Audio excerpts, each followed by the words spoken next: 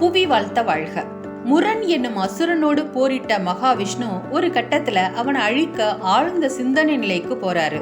இதை பயன்படுத்தி அவரை வெல்ல முரணாசுரன் முயலும் போது திருமாலின் சிந்தனையில் இருந்து உதித்த ஒரு பெண் சக்தி தான் முரணாசுரனை வதம் செய்றாங்க. இது ஆன்மீகம்.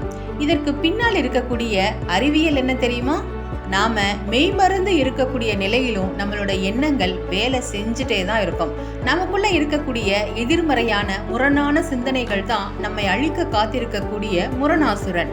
இதிலிருந்து நம்ம பாதுகாக்கணும் அப்படின்னா நம்மளோட நேர்மறையான, தூய்மையான, தெளிவான இறை சிந்தனை மூலமாக மட்டும்தான் இந்த முரணான கருத்துக்களை அழித்து நாம வெல்லவும் முடியும். அப்படி வெல்லும் போது மட்டும்தான் இறைவனுக்கு பக்கத்துல வைகுண்டத்துல நமக்கு இடமும் கிடைக்கும் என்பதை தான் இந்த ஏகாதசி விரதம் நமக்கு உணர்த்துது. ஏகாதசி பற்றி மேலும் அறிந்து கொள்ள எங்களை தொடர்ந்து ஃபாலோ பண்ணுங்க.